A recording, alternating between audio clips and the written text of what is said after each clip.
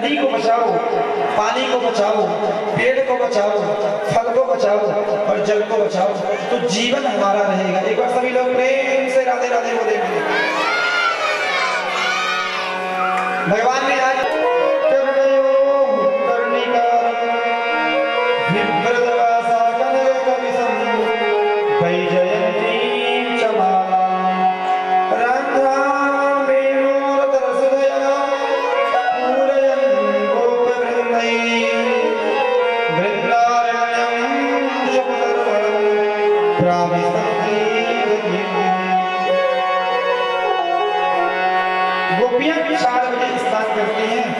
मैया की आराधना करती हैं। किसकी? कात्यायनी मैया की। कात्यायनी महामाई महायोगिनी अधीश्वरी नंद गोप सुते देवी पति में कुते।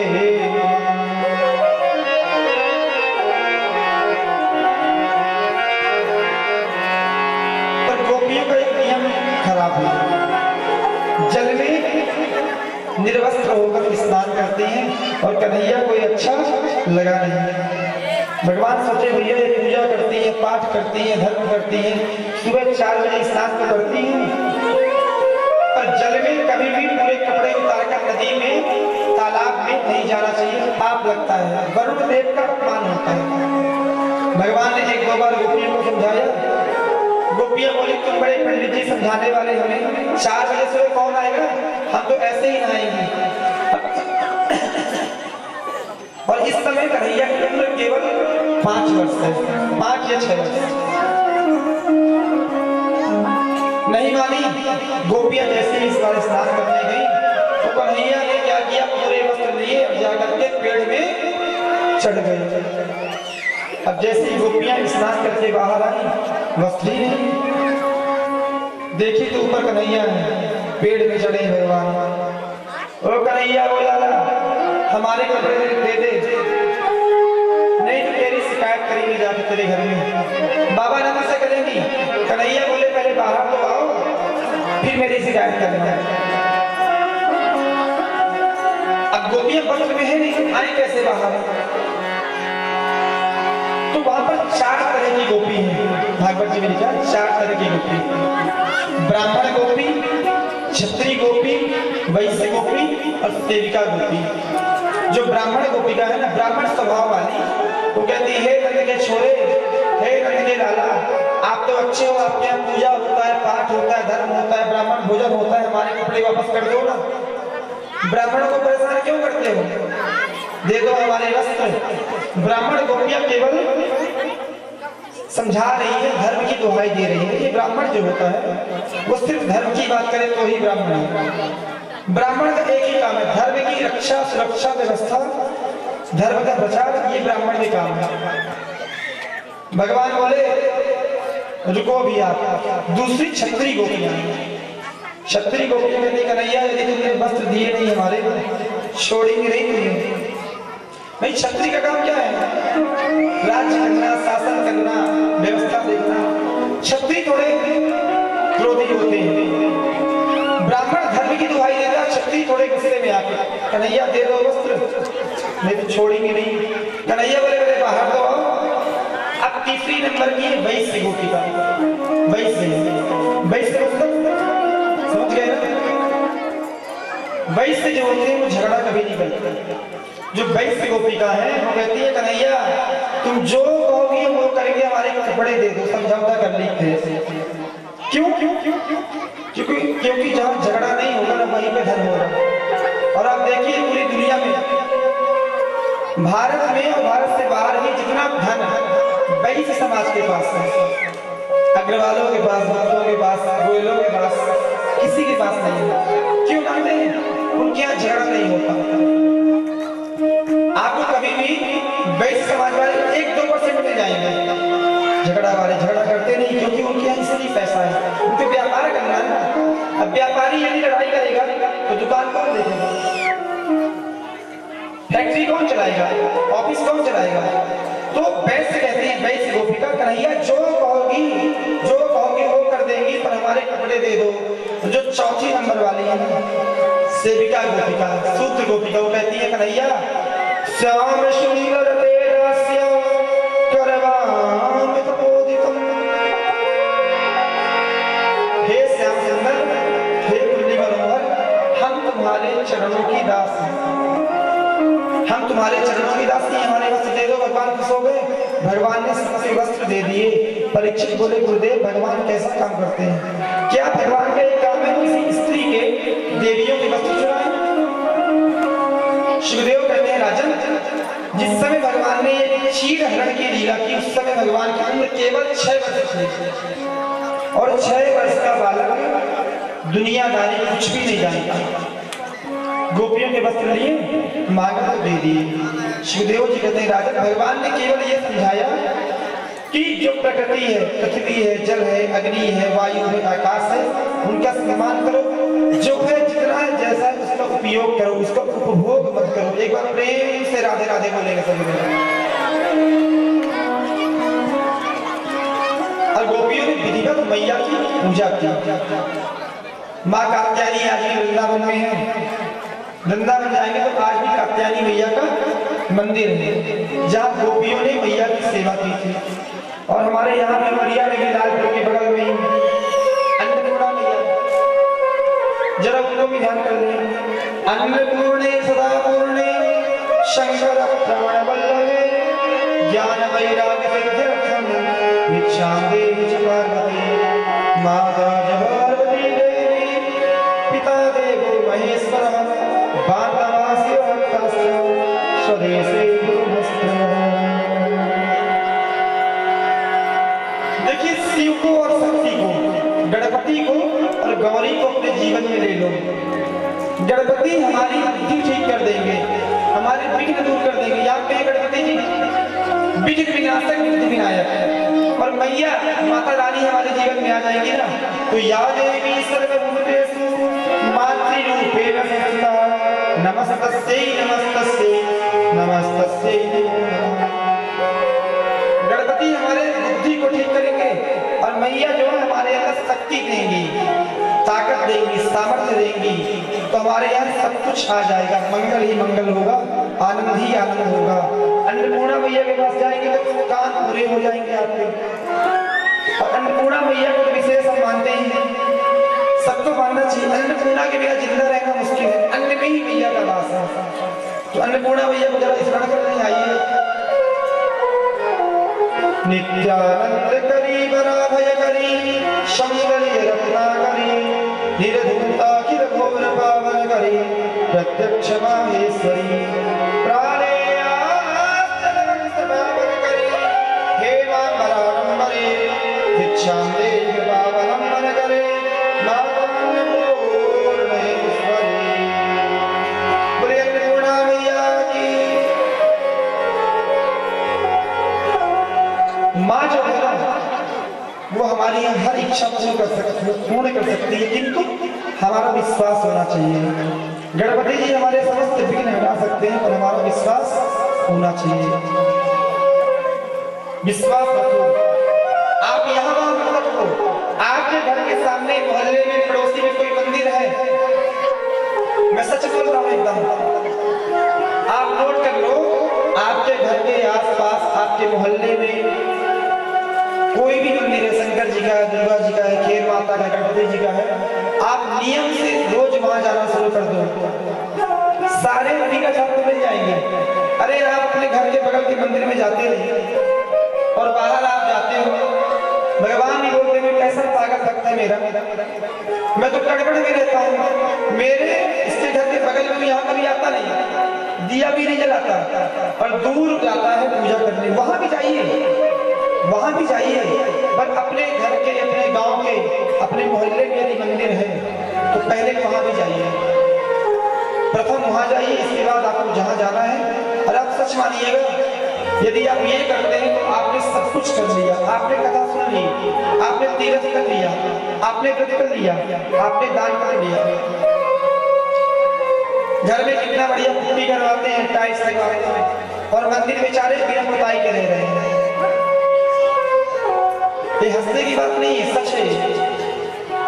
हम अपने घर में कितने बढ़िया डिस्टेंबर कराते हैं, कलर कराते हैं, भगवान के मंदिर में काई लगा है, बोले मैया को सजाया। कौन कौन से 56 भोग हैं?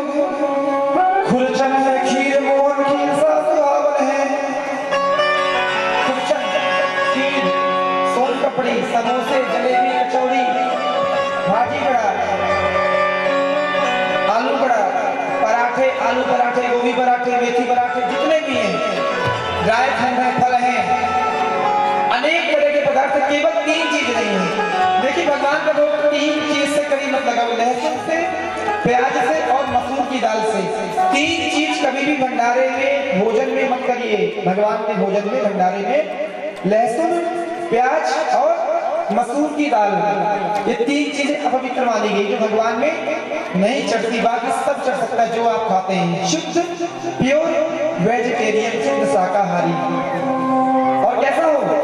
नहा के बनाना, बिना नहाने के बाजार से ले लिए और चढ़ा दिए, ऐसा नहीं। तो सारे ब्रजवासी, नंद बाबा आदि सांडली मुनि को लेकर के बैलगाड़ियों में सजा करके 56 भोग, और 56 भोग में क्या है? पान भी रहता है और पानी जरूर रखना चाहिए, 1 गिलास। भगवान भोजन के बाद पानी तो पिएंगे ना। तो आइए चलते हैं भजन के माध्यम से गोवर्धन नाथ की पूजा करेंगे।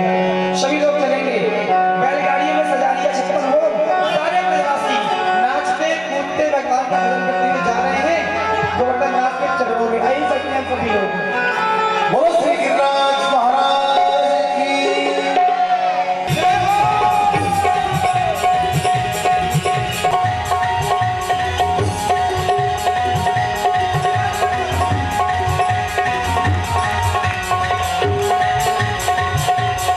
Oh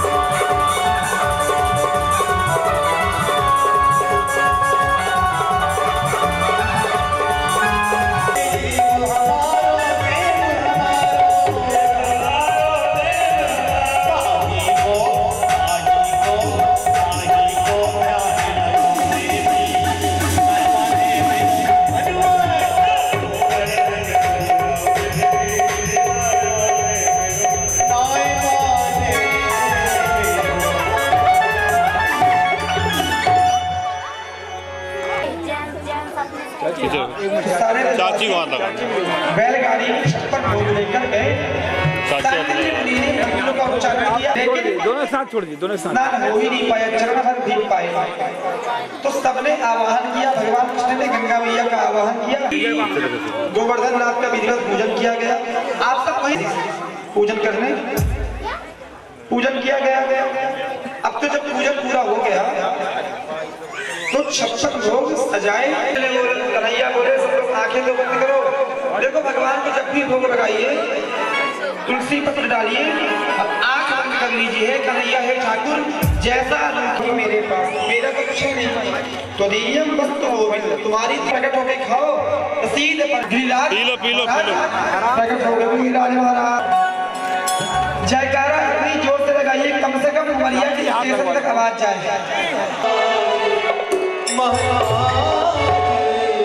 तेरे माथे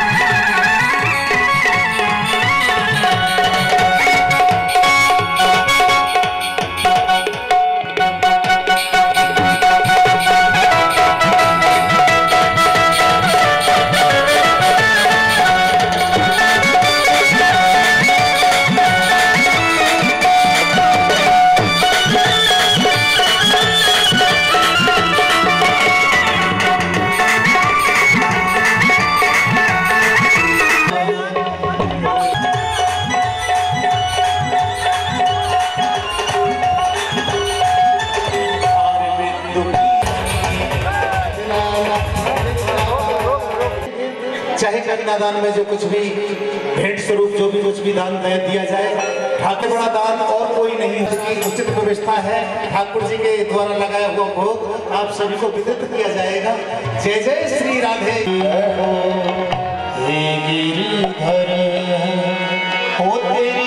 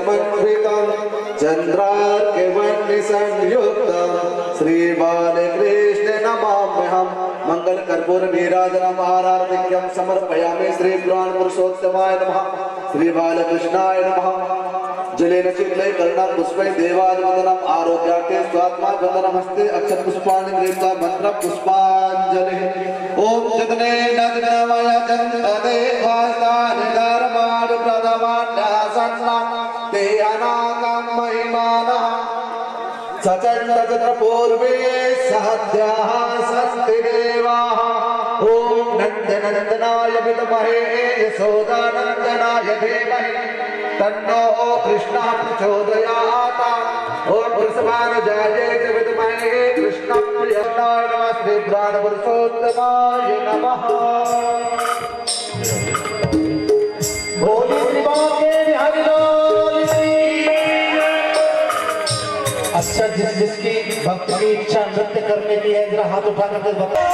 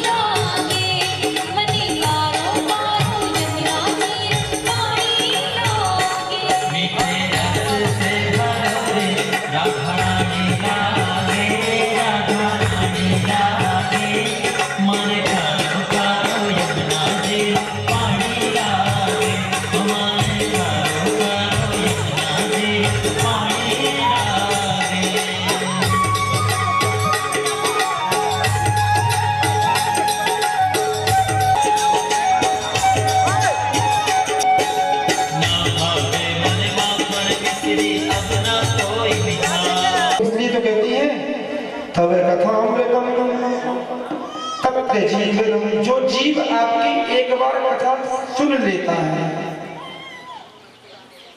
एक बार प्रेम से जो जीव आपकी कथा सुन लेता है, तब कथामृतम तब ते जीवनम, उसका जीवन क्या हो जाता है? तृप्त हो जाता है, उसके जीवन के पाप मिट जाते हैं, सारे कष्ट मिट जाते हैं, उसके जीवन में आनंद ही आनंद हो जाता है, शांति ही शांति हो जाती है। श्रवण मंगलम श्रीमदान्तकम। आपकी कथा सुनने से पहले तो पाप निकल जाते हैं और आपकी कथा सुनने से मंगल हो जाता है। श्रवण मंगलम, भगवान की कथा तो मंगल ही करती है। इसलिए कन्हैया आप हमसे गलती हो गई, आप आइए ना प्रभु। और गोपियों ने बड़ी विधिवत स्तुति की, गोपी गीत में बड़ी विधिवत भगवान से प्रार्थना करती हैं। अब तो गोपियों ने जैसे ही प्रार्थना किया, अनेक प्रकार से गोपियां प्रार्थना की, कन्हैया को लगा कि गोपियां सचमुच अपनी गलती मान चुकी हैं। गोपियों ने सचमुच ही अपनी गलती मान ली। तो कन्हैया ने सबके सामने जैसे ही गोपियों ने प्रणाम किया, बोले हे मुरली वाले कन्हैया आ जाओ, तो कन्हैया वहीं पर प्रकट हो गए। मुरली वाले कन्हैया आ गए, प्रकट हो गए और कन्हैया बोले गोपियों अब आप सचमुच मेरी भक्त बन गए, सचमुच मेरी भक्त बन गई। और कन्हैया ने गोपियों के साथ महारास किया और जैसे ही रास करने के लिए भगवान आए, उसी समय कामदेव आ गए। बोले प्रभु आज आप त्रिभुवन सुंदर हैं और विश्व सुंदरी गोपियां हैं, आज मेरे पांचों बाण चलेंगे। तो भागवत जी में लिखा कन्हैया ने कामदेव को उल्टा लटका दिया। कामदेव मेरे भक्त और मेरे बीच में आप आ नहीं सकते हो। तो कामदेव भी आगे भगवान ने लगा दिया। चलते सभी लोग गोपी और भगवान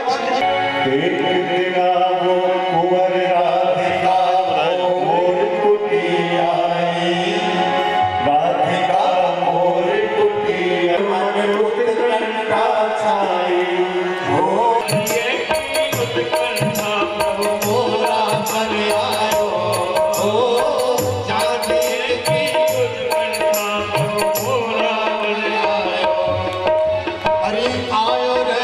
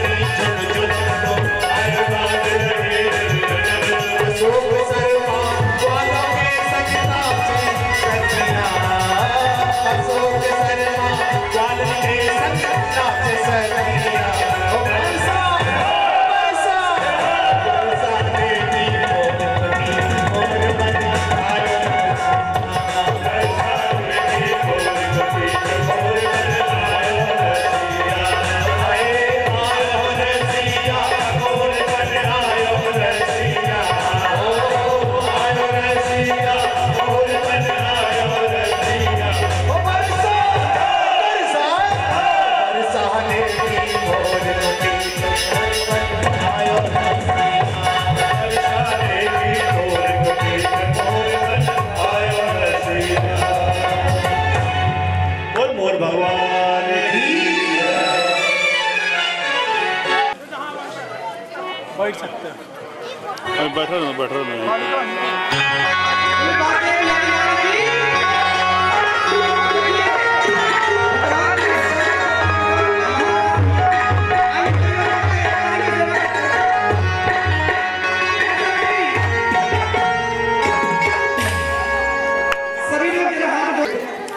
अरे भगवान के भजन में, कीर्तन में, कथा में, सत्संग में हाथ तो उठाइए। महारास होगा और महारास में आप सब ताली बजाएं, नृत्य भी कर सकते हैं, सभी लोग चलेंगे।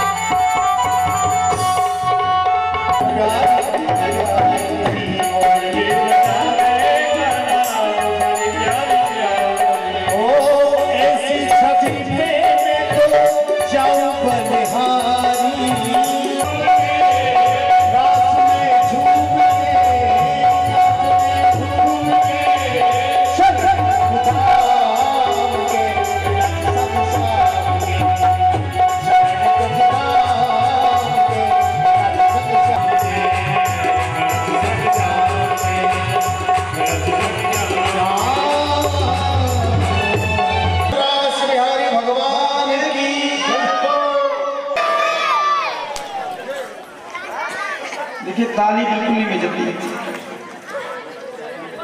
महाराज हुआ और नृत्य हुआ, ताली जरा बजाइए, हाथ को उठाइए, अभी नहीं भजन में। सुखदेव जी कहते हैं राजन इतना दिव्य रास हुआ, महारास हुआ, देवता लोग स्वर्ग से उसके साथ अकेले कृष्ण नृत्य कर रहे हैं। अद्भुत नृत्य हुआ, महारास हुआ, का मिलन था ना कि किसी स्त्री और पुरुष का। यह स्त्री पुरुष का नहीं बल्कि संघर्ष से रहा जाता नहीं। भोले बाबा ने कहा हमको भी जाना है रास में। पार्वती मैया बोली आपको जाने कौन देगा। तो मैया कहती, शंकर जी कहते मेरे को आप सजाइए ना। तो मैया पार्वती ने भोले बाबा का 16 श्रृंगार कर दिया और भोलेनाथ गोपी बनकर आए, गोपी बनकर। देखो भगवान के भजन में, भगवान की कथा में नाचने से हमारे जितने भी 84 लाख योनियों में नाचने वाला चक्कर है ना, सब खत्म हो जाता है। शादी में सब नाचते हैं आपको। वृद्धि में भगवान के 4 नाम हैं, परमात्मा, भगवान, ईश्वर और ब्रह्म। परमात्मा जो चाहे जब चाहे जैसा चाहे वैसा करे, इसको कोई दोष नहीं लगता। दोष से मुक्त है भगवान और हमें दोष लगता है। क्यों? क्योंकि ईश्वर जो है, ईश्वर अंश जीव अविनाशी है, ईश्वर के अंश है। और परमात्मा कौन है? अविनाशी है, पूरी दुनिया को बनाते हैं। अंश को दोष लगता है। जैसे कि आप मान लीजिए प्रयागराज जाए, इलाहाबाद जाए और एक लोटा गंगा जल लेके आइए। आप एक लोटा गंगा जल आपने लाया और उसको अपने घर के आंगन में रख दिया और बाहर से कोई कुत्ता आया और कुत्ते ने उस गंगा जल को जूठा कर दिया, तो क्या हुआ? गंगा जल पूजा करने के योग्य, पीने के योग्य होगा? होगा बताइए? कभी नहीं होगा। हम लोग उसको बाहर कर देंगे। किंतु गंगा में बनारस जाइए, आप प्रयागराज जाइए, कानपुर जाइए, वहां पर पूरा जिंदा आदमी, जिंदा मुर्दा सब कुछ बह जाता है, उसमें दोष नहीं लगता। और वो गंगा जल लेके आते हैं क्योंकि वो विशाल गंगा है, बड़ी गंगा है, उसमें दोष नहीं लगता। पर जब एक लोटे में गंगा जल लेके आते हैं तो वो अंश हो जाता है। ऐसे ही परमात्मा कण-कण में, पूरे विश्व में, पूरे ब्रह्मांड में व्याप्त है। परमात्मा जो करे, जब करे, जैसा करे, से कोई दोष लगता नहीं। यदि वही काम हम करेंगे हमें दोष भी लगेगा और हमें सजा भी मिलेगी। एक बार प्रेम से राधे राधे बोलेंगे। तो परीक्षित भगवान और परमात्मा के मिलन को ही महारास कहते हैं। रास कहते हैं, महारास कहते हैं। शिवदेव स्वामी कहते हैं राजन भगवान की अनेक लीलाएं चलती जा रही हैं। कन्हैया की लीलाएं बहुत अच्छी हैं। भगवान ने सिर्फ ये बताना चाहे कि जीवन में आगे बढ़ना चाहते हो, निर्मलता आ जाए जीवन में हमारे, एक तो निस्वार्थ बनिए, निर्मल बनिए, प्रेमी बनिए, ये गुण आ जाए तो परमात्मा मिल जाए। एक व्यक्ति था, सुनेंगे सभी लोग प्रेम से। एक व्यक्ति था, खूब भोजन करता है, खूब भोजन खाए, घर में पड़ा रहता है, काम वाम कुछ करता नहीं, सिर्फ भोजन करे। पिताजी को चले गए ऊपर, पिताजी थे नहीं, एक काम का छोटा हिस्सा ले ले, अलग हो जाएगा। बोला नहीं मुझे अलग होना नहीं है, मैं तो साथ रहूंगा। तो भाइयों ने कहा फिर कुछ काम किया करो। उसने काम किया नहीं, तो भाइयों ने एक दिन घर से बाहर निकाल दिया, बोले जाओ। अब वो चला गया क्योंकि निर्मल था। दूसरा कोई होता तो बोलता मेरा भी हिस्सा है, लड़ाई करता था। वो एकदम सरल था, सरल व्यक्ति बहुत दिव्य माना जाता है, भगवान का बहुत प्रिय है। वो चला गया, बाहर जाता है, भाइयों से लड़ाई नहीं किया। और जैसे बोले हाँ और महाराज मुझे खाने को मिलेगा, भोजन मुझे बहुत अच्छा लगता है। बोले हाँ लेकिन भोजन तो मिलेगा, एक बार खाओ, 2 बार खाओ, 5 बार खाओ, लेकिन नियम एक ये है कि हमारे यहाँ थोड़ा आपको मेहनत करनी पड़ेगी। बोले महाराज उससे काम धाम कुछ होता नहीं, काम के चक्कर में घर छोड़ के आ गया महाराज। बोले नहीं कुछ काम नहीं करना, सिर्फ 1 घंटे सुबह और 1 घंटे शाम को क्या करना है। हमारे आश्रम का नियम है, वहाँ पे पूजा आरती संध्या वंदन होता है। आपको 1 घंटे सुबह 1 घंटे शाम देना है, सिर्फ आरती होगी। इसके बाद दिन भर सो चाहे खाओ, आपकी मर्जी। बोला ठीक है महाराज। अंदर गया, कंठी पहन लिया, चेला बन गया गुरु जी का, तिलक लगा लिया और आश्रम में रहने लगा। भात खाने में बहुत बड़ा दोष होता है। एक बार सभी लोग प्रेम से राधे राधे बोले। फलाहार बनता है, शाम को मिलेगा। आज तो भोजन बनेगा नहीं, रहता ही नहीं, मुझे भोजन चाहिए। गुरु जी को दया आ गई। गुरु जी ने कहा आटा ले लो, सब्जी ले लो, घी ले लो, नमक ले लो और नदी की उस तरफ जा करके भगवान को भोग लगा के भोजन पाना, प्रसाद समझकर पाना, अन्न समझकर नहीं। देखिए हम लोग भोजन करते हैं घर में ना, उसको खाना कभी मत बोलिए, इसको प्रसाद बोलिए। जब आप प्रसाद समझकर पाएंगे आप स्वस्थ भी रहेंगे और कम भी खाएंगे, आनंद भी रहेंगे, बीमारियां नहीं होंगी। वो व्यक्ति गया, बढ़िया चूल्हा जलाया, भोजन बनाया। गुरु जी ने कहा था कि भगवान को भोग जरूर लगाना, भोग लगाना। पहुंच गया, भोजन बनाया और आराम से थाली लगाई और राम जी के सामने रख दिया। देखो पढ़ा लिखा नहीं है व्यक्ति, ना पढ़ा है, ना लिखा है, ना अमीर है, कुछ भी नहीं है, बस सरल है। सरल स्वभाव को सरल बनाइए तो भगवान मिल सकते हैं। जैसे थाली लगाया, भगवान प्रकट नहीं हुए। उसने सोचा गुरु जी के सामने रोज भगवान आके भोजन पाते होंगे, आके भोजन पाते होंगे। अब तो थाली रखा, भगवान प्रकट हुए नहीं, तो रोने लग गया। बोलता है राम जी, हे कन्हैया जी, मैंने रूखा सूखा बनाया है ना, मैं गरीब हूँ ना, मैं अनपढ़ हूँ ना, इसलिए आप प्रकट नहीं हो रहे। मेरे गुरु जी ज्ञानी है ना, तो आप गुरु जी के सामने प्रकट हो जाते हो। खूब रोया और जैसे ही इसने रोया और क्या गाया, रोके खूब रोया, फिर गाने लगा रोते रोते, सीताराम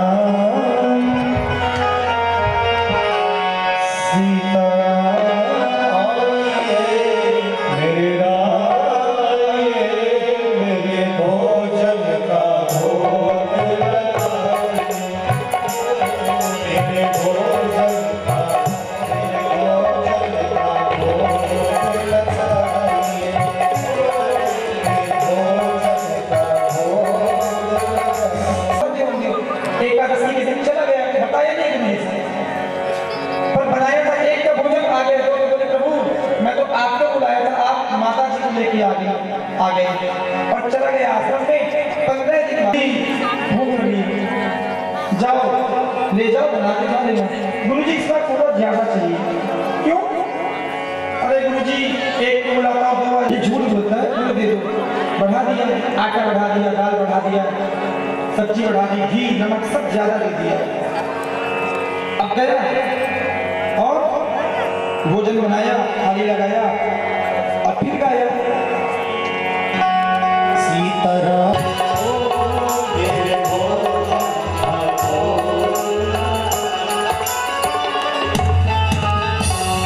फिर भगवान आ गए और भगवान जी से कुछ बताया नहीं, क्योंकि इसको लगा गुरु जी के सामने भी भगवान ऐसे ही आते होंगे। अब तो चला गया। तीसरी एकादशी आई, ले जाके आटा सब्जी नमक घी बेच देता होगा बाजार में। चलो देखें तो क्या करता है। इस बार जैसे ही वो सरल व्यक्ति गया, नदी किनारे पहुंचा, हमारे कृष्ण हमसे दूर जा रहे हैं। सब गोपियां गई, बोले कन्हैया आपको जाने देंगी नहीं, आप नहीं जा सकते हमें छोड़कर। कन्हैया राधा रानी से बोले, राधा रानी यदि मैं जाऊंगा नहीं तो मेरी लीला हो नहीं पाएगी। आगे की मेरी जो लीला है, जैसे कन्हैया ने रथ में चढ़े भगवान, जैसे कन्हैया रथ में चढ़े, रथ चढ़े। मुझे आज पता चल गया कि मेरा बेटा नहीं है, मेरा बेटा तो नहीं। भगवान रथ से कूद पड़े। क्यों? क्योंकि ध्यान देना, जन्म देने वाली माँ से बड़ी होती है माँ जो पालन करती है, जो पोषण करती है।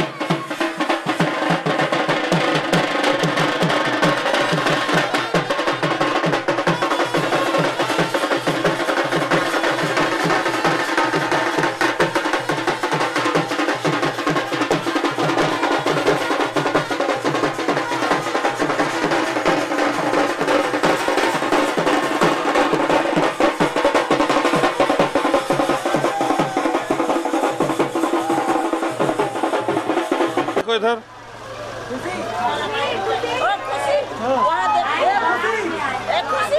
चलिए ले आइए।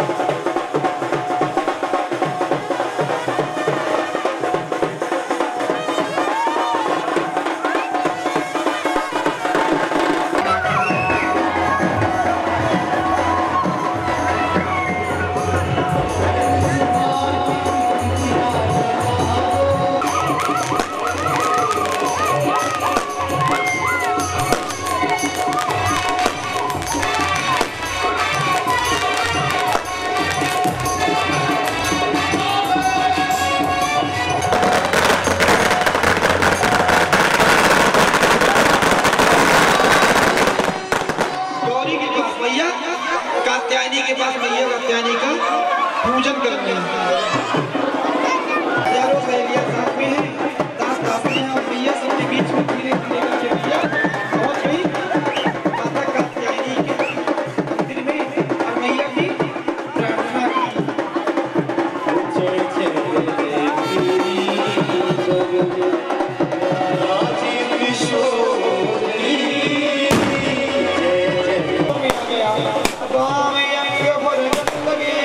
भैया का कि बाएं हाथ बाया हाथ का और ऐसा लगा मानो कन्हैया आ गए।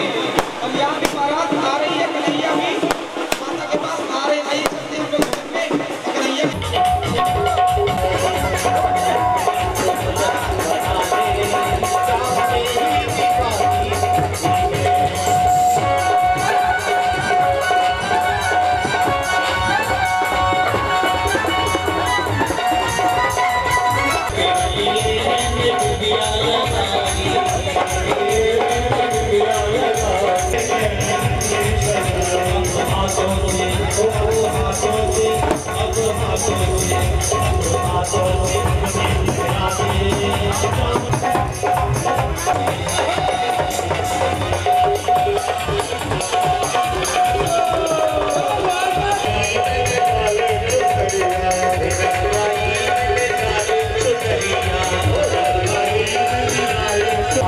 Yeah.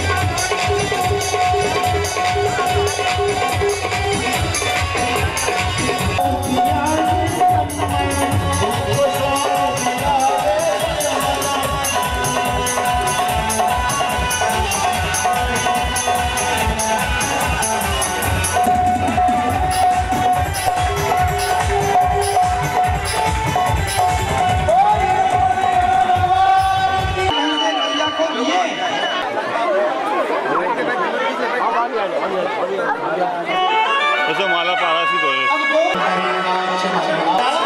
सदा कहती है शहनाइयों सदा कहती है खुशी की घड़ी आ गई है सजी सुख तो